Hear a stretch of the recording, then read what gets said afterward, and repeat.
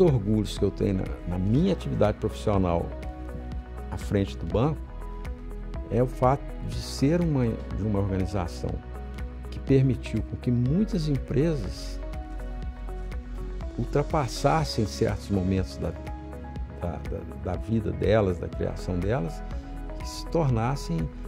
nós temos clientes que hoje são listados na bolsa, na Nasdaq, certo? Que, vou dizer, que começaram aqui muitas vezes nessa mesa. Essa tem sido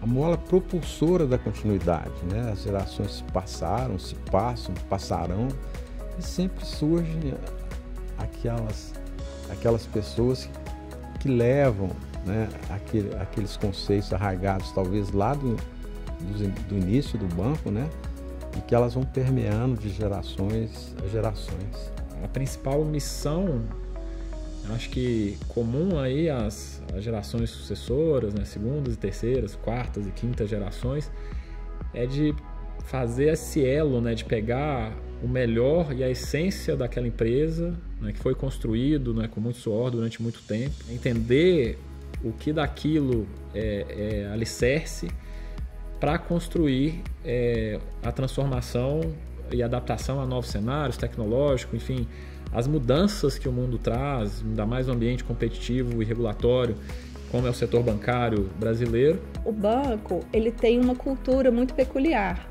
Eu sei pelas pessoas que vêm de fora, elas percebem isso, tá no ambiente, sabe? Porque cultura ela é um bem não tangível, né? Você sente a cultura e você adapta-se ou não a ela. E ela não é construída de um dia para o outro, né? Ela é construída, ela vem sendo construída por 80 anos. Hoje é um banco totalmente diferente do banco que eu entrei, mas os valores são os mesmos, sabe? Então, assim, é essa capacidade que a gente tem de garantir que isso funcione.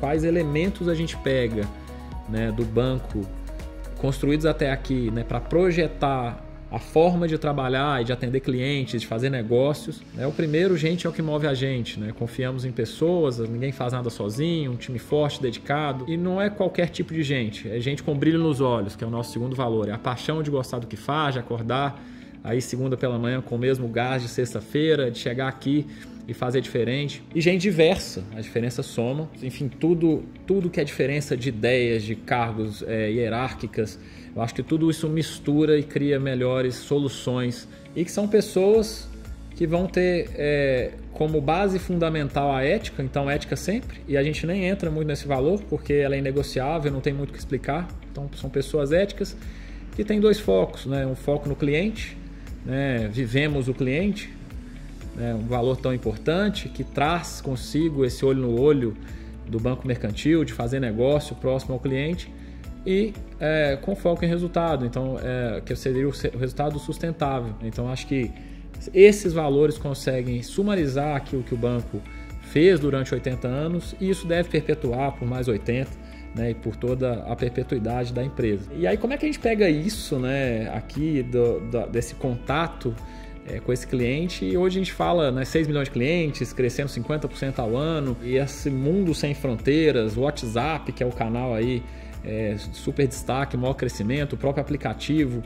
Como é que a gente transforma, né, esse conceito? A gente tem uma camada da população que ela tem uma dificuldade maior de acesso, seja por uma instrução menor, seja por uma condição econômica financeira mais desafiadora. E nós entendemos que nós tínhamos no mercantil uma condição de viabilizar acessos mais fáceis e a gente foi fazendo isso. Como é que a gente entende qual é o tipo do canal que esse cliente usa?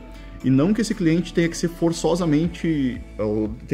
a utilizar somente um canal, mas que ele possa ter diferentes possibilidades de usar canais diferentes no momento que for melhor para ele. E aí a gente começou a desenvolver outros tipos de canais. Tem produtos que a gente lançou de um jeito e o cliente nos deu feedback. O produto, eu acho que ele é uma condição de dar acesso, uma condição de escutar o cliente, mas de também permitir que o cliente tenha diversidade de oportunidade. A gente tem uma frase que a gente gosta bastante aqui dentro, que é: se a gente tiver bons produtos e diversidade, não tem por que o cliente ir buscar no mercado. Quando a gente fala do fomento ao consumo de pessoas físicas, cabe destacar também um carinho especial, uma atenção especial para hoje o nosso público, pessoas físicas 50 a mais, ou seja, brasileiros com mais de 50 anos. O Brasil vem envelhecendo, o bônus demográfico, né, chegou ao fim, a pirâmide etária se inverteu e são pessoas hoje que dominam a economia e são negligenciadas pela concorrência. É o pai, a mãe de família, que sustenta a casa, enfim, que poupa dinheiro, que toma um recurso, que precisa cumprir um objetivo, que quer viajar, quer aprender, ter um novo emprego. A primeira característica desse público, que eu falo muito isso, que é diversidade. Esse público é diverso e tentar criar um banco onde cada um sinta com que ele seja seu, eu acho que está aí a grande diferença. Então, se o cliente tem dificuldade de entender os produtos bancários, né, a gente tem que explicar para ele da melhor maneira possível qual é o produto bancário, o que significa aquilo para ele, como é que aquilo ajuda na saúde financeira dele. Tem outros clientes que são totalmente digitalizados, que entendem banco na ponta da linha. Eu também tenho que atender esse cliente, eu tenho que dar uma experiência mais simples e mais fácil. Esse é o caminho que a gente trilha, entender, conhecer esse cliente através de dados, através de um olhar atento para o nosso cliente, né? Mas também uma capacidade inigualável de executar para atender aquela necessidade. Essa personalização vai ser cada vez mais parte da nossa história e do nosso DNA. É um projeto que envolve, portanto, um reposicionamento estratégico da instituição, focado nesse público, e para isso a gente tem que mudar muito a forma de fazer as coisas. Inclusive nós temos uma iniciativa que é o chamado Movimento Mercantil, que é justamente como o nosso público, o nosso time, tem que mudar alguns comportamentos, aperfeiçoar alguns comportamentos para que a gente consiga de fato entregar essa transformação da instituição. E por meio disso ampliar a nossa base de clientes, sua satisfação e, naturalmente, que a presença do mercantil no setor financeiro nacional. Nós queremos que desde o estagiário que está começando a sua carreira aqui conosco, até o presidente e mesmo os nossos conselheiros de administração, conselheiros fiscais, todos aqueles que estão envolvidos no dia a dia, na execução da estratégia do banco, estejam todos unidos em torno dessas ações, desses valores que nós entendemos que são fundamentais para que nós tenhamos sucesso nessa transformação. E tendo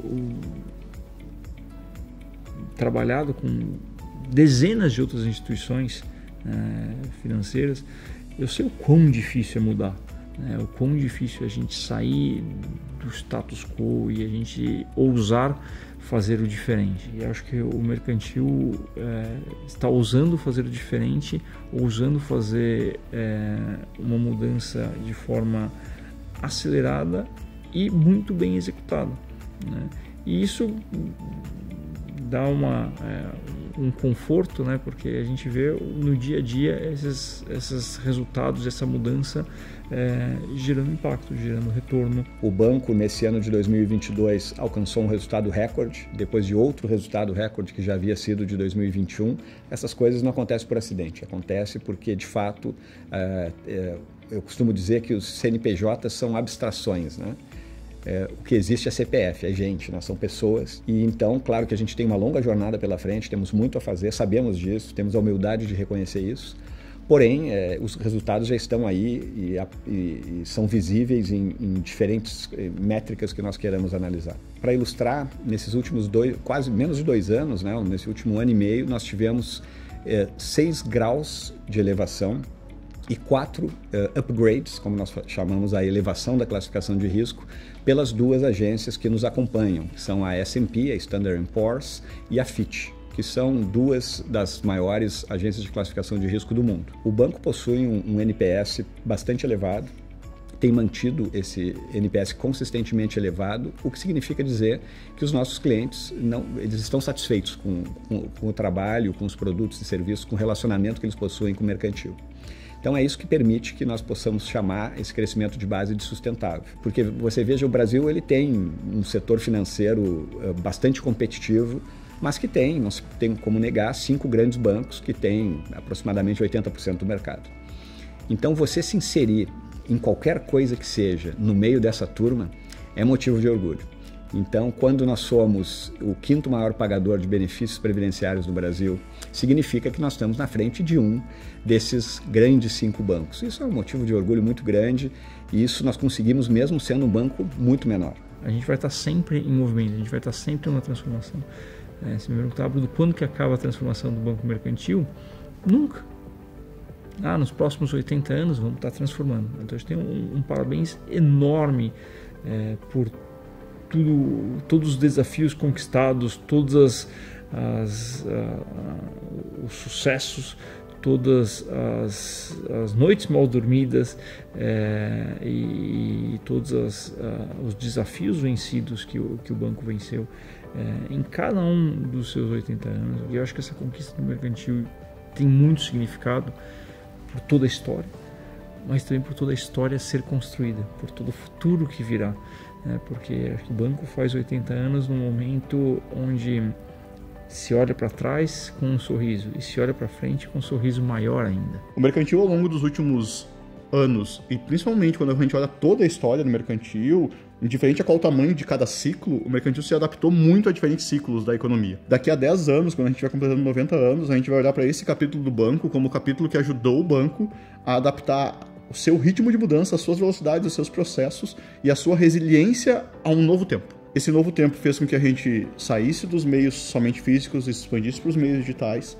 fez com que a gente mudasse os nossos processos e que a gente entendesse que grande parte do valor que a gente extrai está na relação com o cliente. Eu enxergo o banco daqui a 10 anos cada vez mais sólido, cada vez mais competitivo, cada vez mais digital e com uma enorme capacidade de customizar serviços e produtos para atender bem o nosso cliente, independente de onde ele esteja. Acho que isso tudo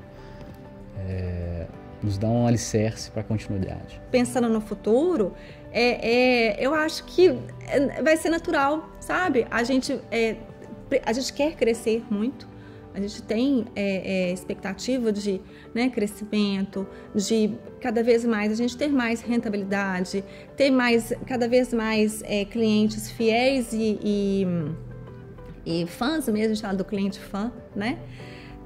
Então, assim, para isso, a gente com certeza vai trabalhar muito, criando novas soluções, novos produtos, sempre se adaptando com esse objetivo final.